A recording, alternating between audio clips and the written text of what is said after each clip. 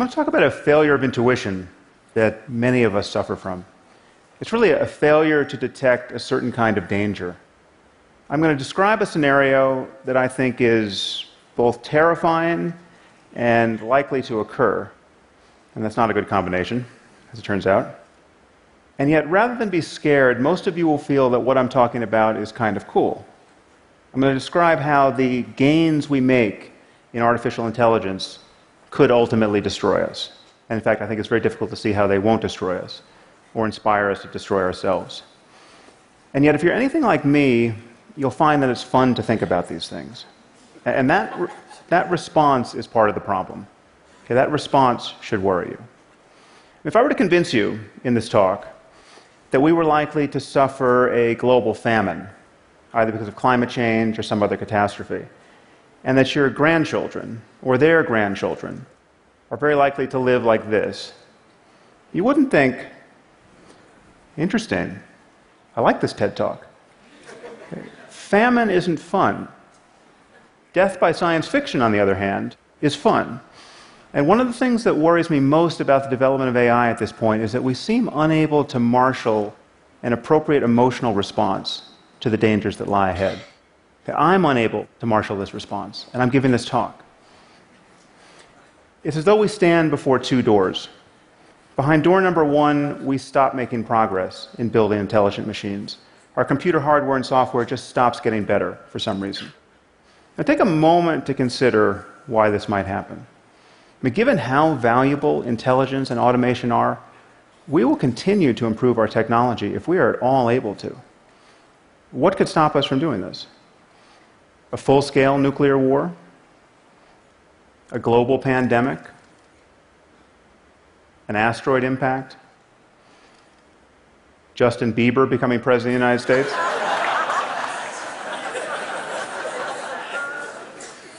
The point is, something would have to destroy civilization as we know it.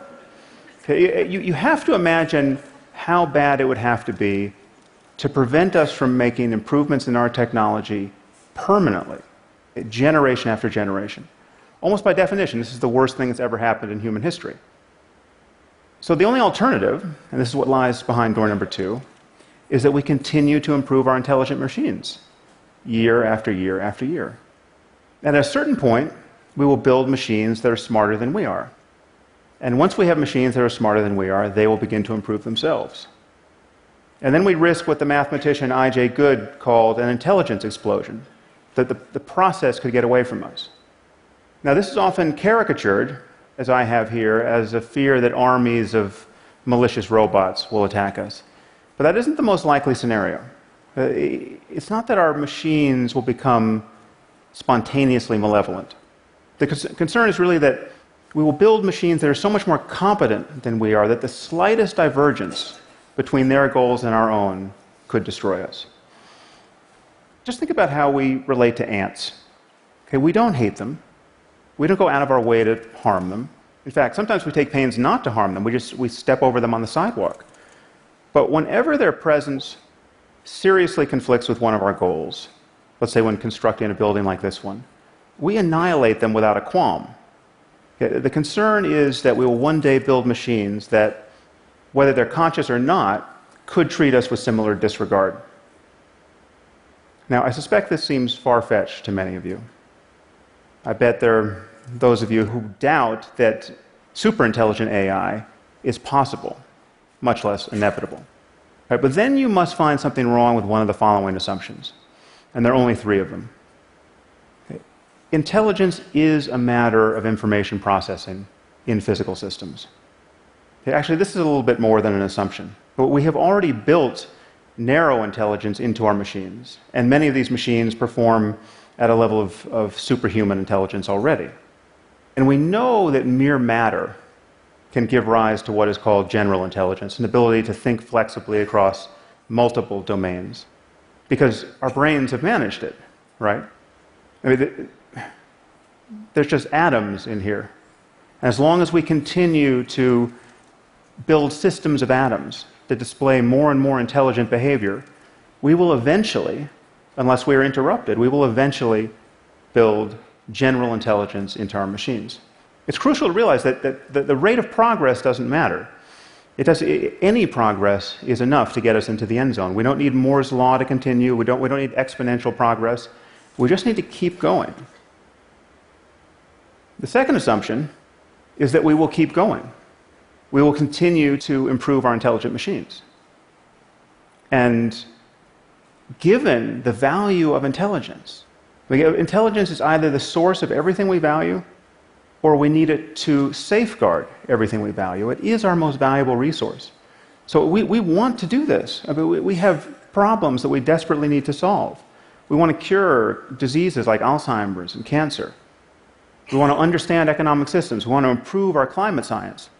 So we will do this if we can. The train is already out of the station, and there's no brake to pull. Finally, we don't stand on a peak of intelligence, or anywhere near it, likely. And this really is the crucial insight. This is what makes our situation so precarious. And this is what makes our intuitions about risk so unreliable. Now just consider the smartest person who has ever lived. On almost everyone's short list here is John von Neumann. I mean, the impression that von Neumann made on the people around him, and this included the greatest mathematicians and physicists of his time, is fairly well documented. I mean, if only half the stories about him are half true, there's no question he's one of the smartest people who's ever lived. So consider the spectrum of intelligence. Okay, we have John von Neumann, and then we have you and me, and then we have a chicken. Sorry, a chicken. There's no reason for me to make this talk more depressing than it needs to be. It seems overwhelmingly likely, however, that the spectrum of intelligence extends much further than we currently conceive. And if we build machines that are more intelligent than we are, they will very likely explore this spectrum in ways that we can't imagine, and exceed us in ways that we can't imagine. And it's important to recognize that this is true by virtue of speed alone. Right? So imagine we just built a superintelligent AI, right, that was no smarter than your average team of researchers at Stanford or at MIT. Well, electronic circuits function about 1 million times faster than biochemical ones. Okay, so this machine should think about 1 million times faster than the minds that built it. So you set it running for a week, and it will perform 20,000 years of human-level intellectual work, week after week after week. How could we even understand, much less constrain, a mind making this sort of progress? The other thing that's worrying, frankly, is that imagine the best-case scenario. So imagine we hit upon a design of superintelligent AI that has no safety concerns. We have the perfect design the first time around. It's as though we've been handed an oracle that behaves exactly as intended.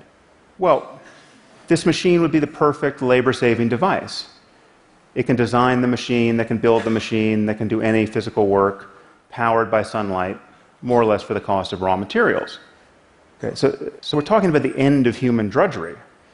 We're also talking about the end of most intellectual work. So what would apes like ourselves do in this circumstance? Well, we'd be free to play frisbee and give each other massages. You know, add some LSD and some questionable wardrobe choices, and the whole world could be like Burning Man. Okay.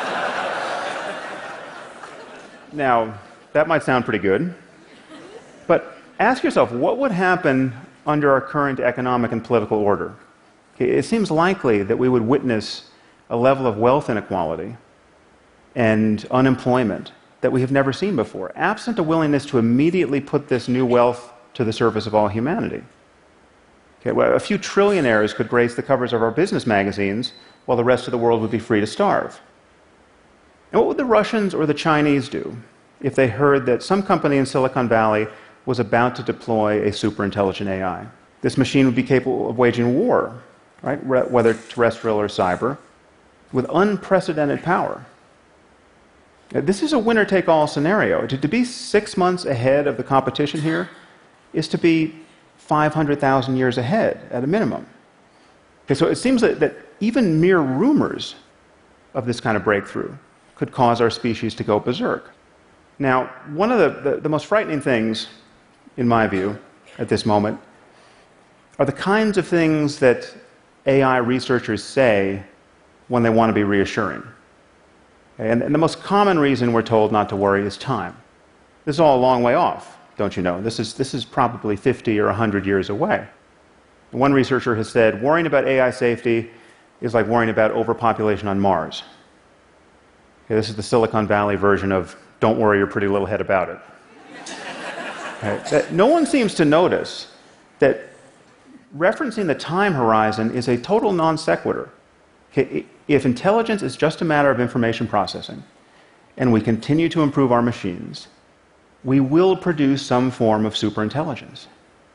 And we have no idea how long it will take us to create the conditions to do that safely. Let me say that again. We have no idea how long it will take us to create the conditions to do that safely. And if you haven't noticed, 50 years is not what it used to be. I mean, this is 50 years in months. This is how long we've had the iPhone. This is how long The Simpsons has been on television. 50 years is not that much time to meet one of the greatest challenges our species will ever face. And once again, we seem to be failing to have an appropriate emotional response to what we have every reason to believe is coming. The computer scientist Stuart Russell has a nice analogy here. He said, imagine that we received a message from an alien civilization, which read, "People of Earth, we will arrive on your planet in 50 years. Get ready." And now we're just counting down the months until the mothership lands. Okay. We would feel a little more urgency than we do.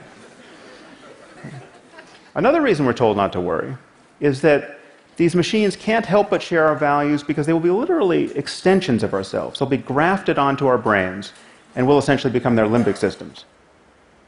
Now, take a moment to consider that the safest and only prudent path forward recommended is to implant this technology directly into our brains.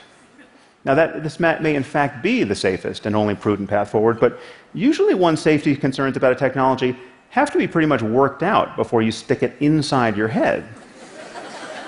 Okay. The deeper problem is that building superintelligent AI on its own seems likely to be easier than building superintelligent AI and having a completed neuroscience that allows us to seamlessly integrate our minds with it. And given that the companies and governments doing this work are likely to perceive themselves to be in a race against all others, given that to win this race is to win the world, provided you don't destroy it in the next moment, then it seems likely that whatever is easier to do will get done first. Now, unfortunately, I don't have a solution to this problem, apart from recommending that more of us think about it. I think we need something like a Manhattan Project on the topic of artificial intelligence. Not to build it, because I think we'll inevitably do that, but to understand how to avoid an arms race and to build it in a way that is aligned with our interests.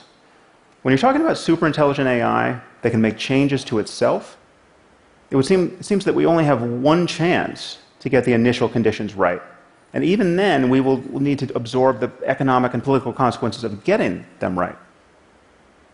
But the moment we admit that information processing is the source of intelligence, that some appropriate computational system is what the basis of intelligence is, and we admit that we will improve these systems continuously, and we admit that the horizon of cognition very likely far exceeds what we currently know, then we have to admit that we're in the process of building some sort of God. Now would be a good time to make sure it's a God we can live with. Thank you very much.